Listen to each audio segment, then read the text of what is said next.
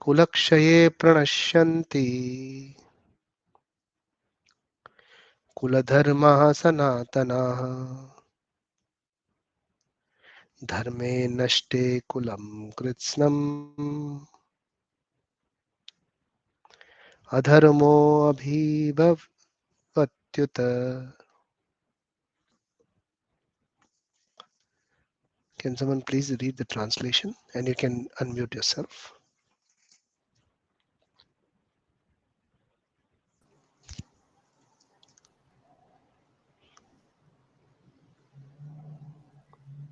Who's reading? I can read, Prabhuji. Yeah, go for it. It's not appearing on my screen. Please. Okay, I'll stop and share again.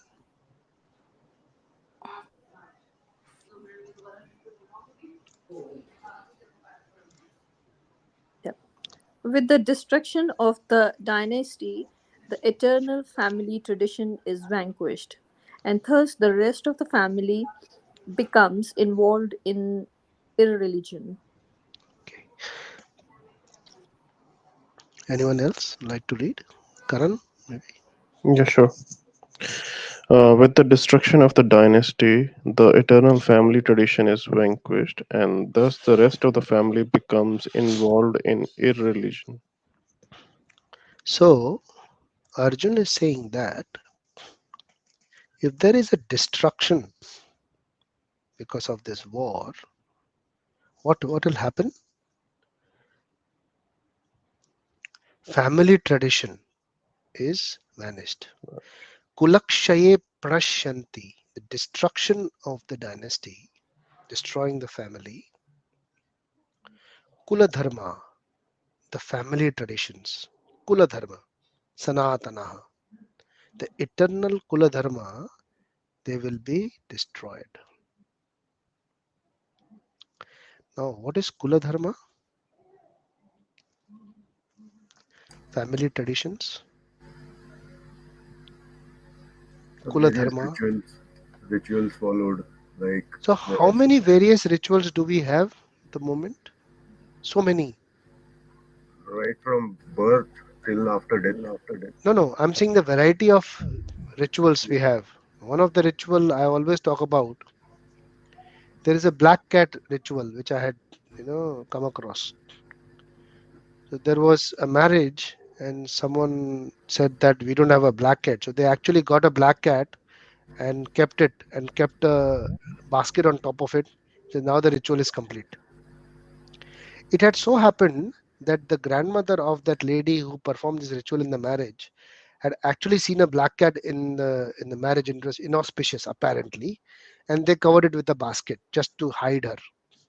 But because this little girl at that time saw that in the marriage, in this current situation, she actually ordered a black cat and put a basket on top of it to complete the ritual. The My reason why God. I'm telling you this that kula dharma is, it varies so much that you will never know what is the kula dharma. Kula dharma. In the name of kula dharma, there are so many things. I've seen many festivals, back in India, where the Bollywood music is played and you're drinking, and they call it's a what do you call? We are doing deity worship. It's a deity worship. That is not kula dharma. That is not dharma. So what is dharma? What is kula? What is actually dharma? How do you know that this is dharma? Dharma is only that which is relevant to Krishna. Very nice. And it is mentioned in Srimad Bhagavatam that what is dharma. So dharmam pranita,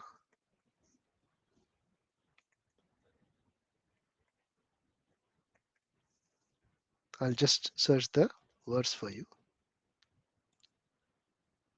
So it is in Srimad Bhagavatam, which speaks about what is dharma. It says, Dharmam tu sakshat bhagavat pranitam. I'll share the screen with you.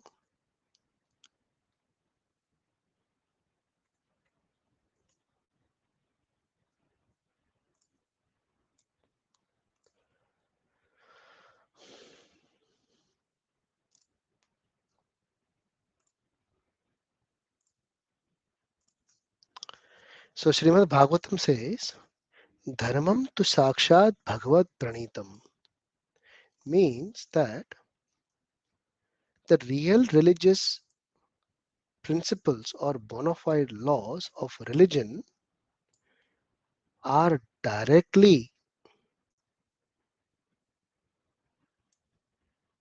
enacted by the Supreme Personality of Godhead.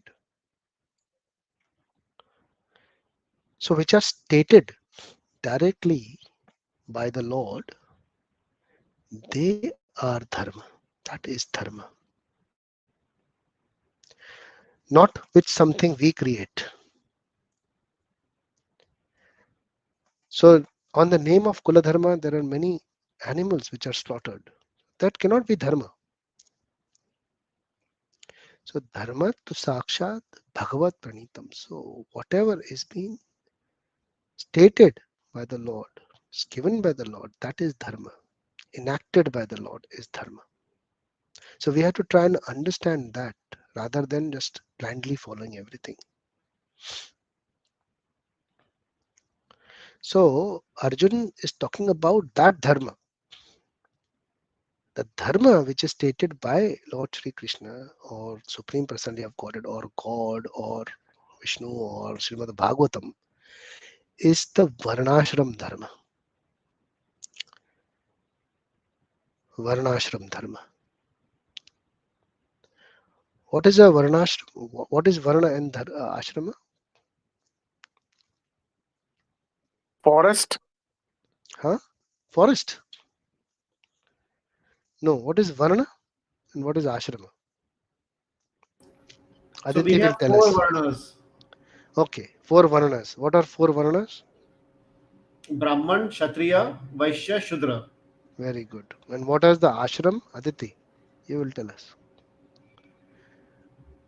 Ashram Randhir.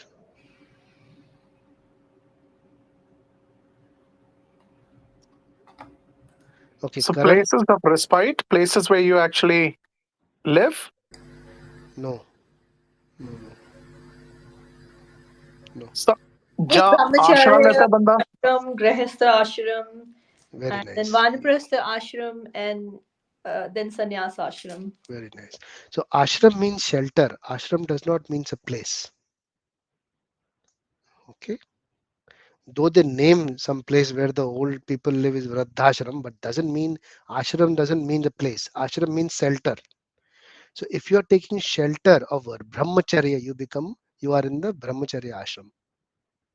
If you are taking shelter of grahastha, is called grahastha ashram. What is grahastha? Who is a grahastha? Married. No, not Well, very simply as that. One who someone who's takes carrying on the material world. no, someone who takes care of the grahani is called grahastha. So graha doesn't mean house here. Grahastha means someone who takes care of the grahani. That means wife. Someone who has a wife is called grahastha.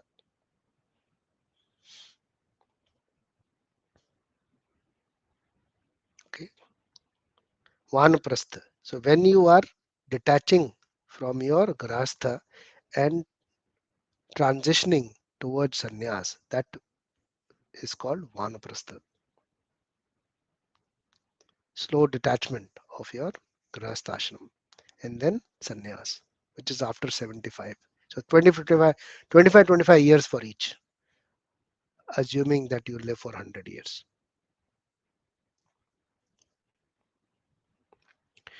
So varnashram dharma. Now varnashram dharma is the dharma is stated based on the shelter you take. So you are a brahmachari, brahma. So you are living a celibate life till from 0 to 25. So you are in that shelter. So whatever is prescribed for that, that is the dharma for you. So this is how the Vedic society did function. That the elders set up this dharma for everyone. Based on the nature, they will be doing their work. Like if he is Brahman by nature, if he is Kshatriya by nature, if he is Vaishya by nature or Shudra by nature, that's the way they will work. And they will go into the different ashramas. So the work will be uh, will be based upon their varna, and the phases of life are your ashram. So this is the dharma you follow, varnashram dharma. So the kula dharma which Arjun is talking about in 1.39 is about the varnashram dharma. That dharma will be destroyed. How that will be destroyed? Because if all the men who are fighting in this war are killed, what happens to the ladies? The ladies of those men and the other ladies, they will be abused, and there will not be any sanskara,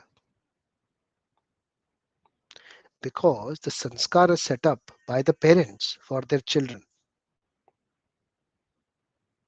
So if so the first sanskara, the topmost, the first sanskara, which which actually takes place in a family is the, when the family is established, in a husband and wife, when they are married. The first is garbhodakshana sanskara.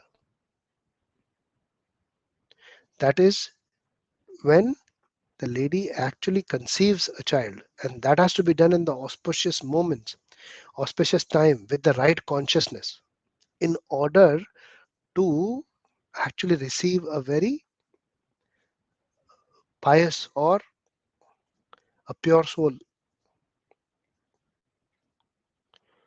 Not the way how in today's times, this is done. There is no sanskar on that,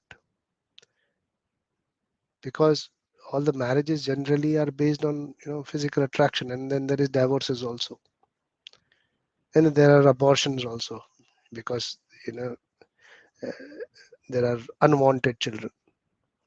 So the both things will happen. Arjun is saying, if all the men are gone, there will be unwanted children, as well as there will be no sanskar for the children.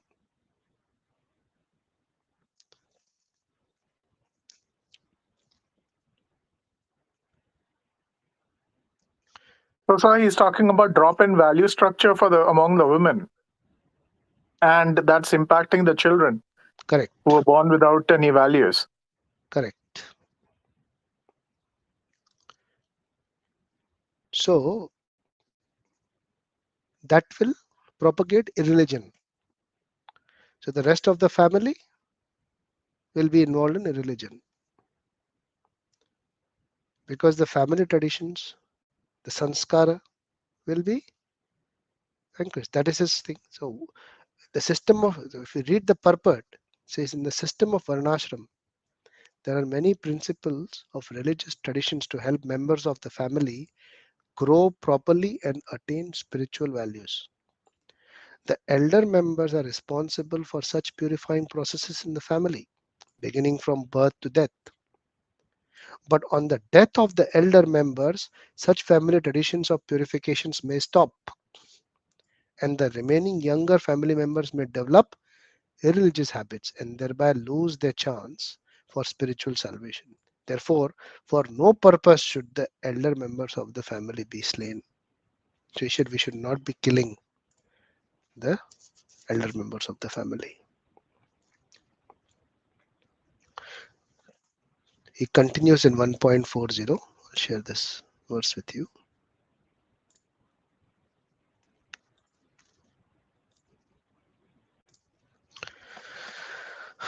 Please repeat after me.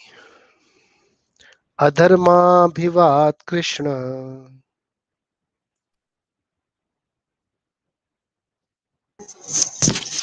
प्रदुष्यन्ति कुलस्त्रियः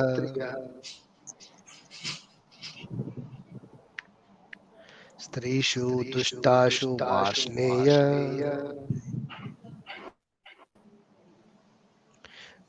जायते वर्णसंकर.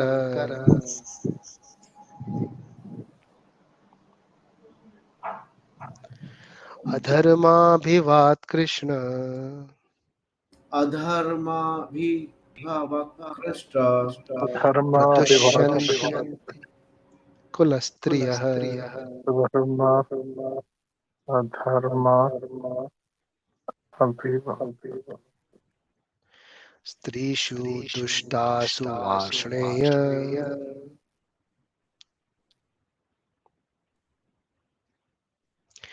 जायते वर्णसंकरः. अधर्माभिभवात् Krishna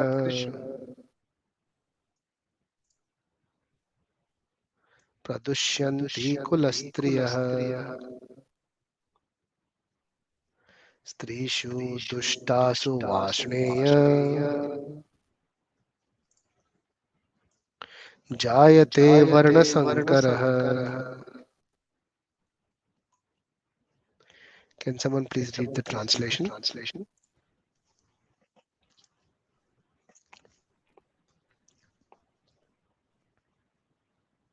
Who's reading? Abhijit, you want to read the translation? When irreligion is prominent in the family, O Krishna, the women of the family become polluted, and for the degradation of womanhood, O descendant of Vishnu, comes unwanted progeny. Very nice.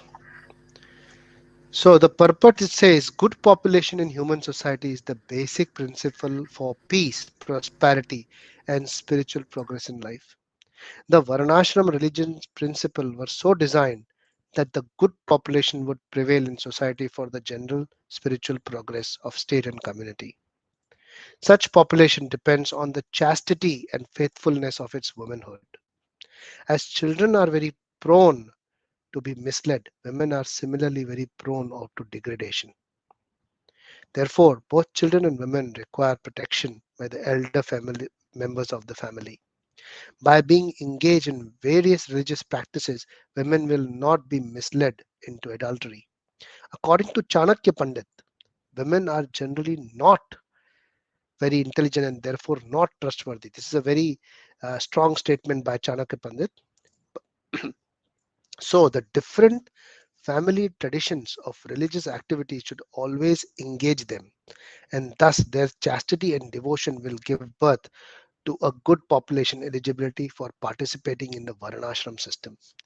On the failure of such Varnashram dharma, naturally the women become free to act and mix with women, and thus adultery is indulged at the risk of unwanted population. Irresponsible men also provoke adultery in society, and thus unwanted children flood the human race at the risk of war and pest. Is it pestilence or pestilence? I think it's pestilence. Pestilence, Correct? sir. Pestilence. Yes, sir. What does that Wo- mean? One of the four horsemen of the apocalypse. So, what happens with this kind of situation is bad. That is what Arjun is talking about. Varna Sankara. That means the Varna will be mixed. There will not be a proper Varna of anyone. Do you feel that is a situation currently?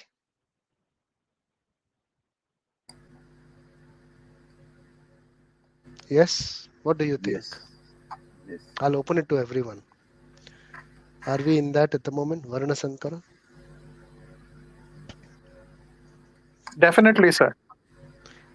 He's worried about unwanted children at that, which is very true. Currently, the abortion rate in India itself, 11 million every year. Really? 1 million official, 10 million unofficial. That's what the current rate is. Wow. Indian units 10 crores. 1 crore, sorry. Sorry, 1 crore. So these are unwanted children. Why is this happening? Because there is Varna Sankara. Earlier in Satyuga and Treta Yuga, there were 1 or 2 Rakshasas. Now there are many little Rakshasas everywhere. Who would you know who's how, where? Because the there is no sanskar on the Garbhadharan. There is no. Children are conceived just, you know, without any sanskar being performed. So this is the state. So this is what Arjun is worried about, that if all the men are destroyed, this is what is going to happen. There will be Varna Sankara. So this is his fourth argument, Varna Sankara. What is this? Unwanted progeny.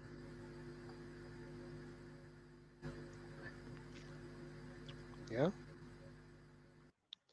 Destruction of family traditions and unwanted progeny. These are his arguments. Yeah.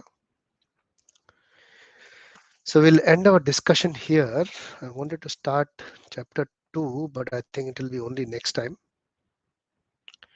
We will do 1.41 to 1.46. That will end the session, and hopefully we'll start with chapter 2. Mm. But please read 1.37 and 38. It is good for your reading and the translation, so we can touch those verses quickly for 5 minutes next time. Any questions or comments on today's discussions? Today's Sir, discussion? in the document, I mean, in this verse, he's calling Krishna son of Vrishi. Yeah, Is that Vrishni. because Vrishni. Vrishni? Yeah, Vrishni. Is that because uh, there was a connection with Vrishna and I mean the clan and uh, He is the descendant his of uncle? Krishna. so so Vrishni is a is a Was a dynasty. clan, right? Vrishni is a dynasty or a clan, yes. Just like how Right. Kuru is. And So Kuru and they live dynasty near and Vrishni Dwarka, right? dynasty.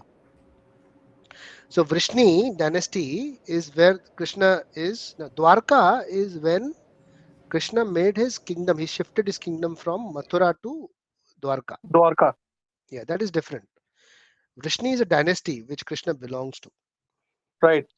Just like how Kuru dynasty, like Bharat, Shantanu and all that. Similarly, Vrishni is a dynasty where Krishna belongs to. Okay. Okay. Yeah, yeah. Varshaneya, that's why.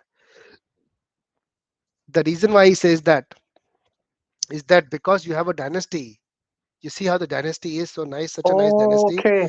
The whole Okay. dynasty, the dynasty will not be maintained if we kill all these people. Okay. That's So the reason by he calls him that.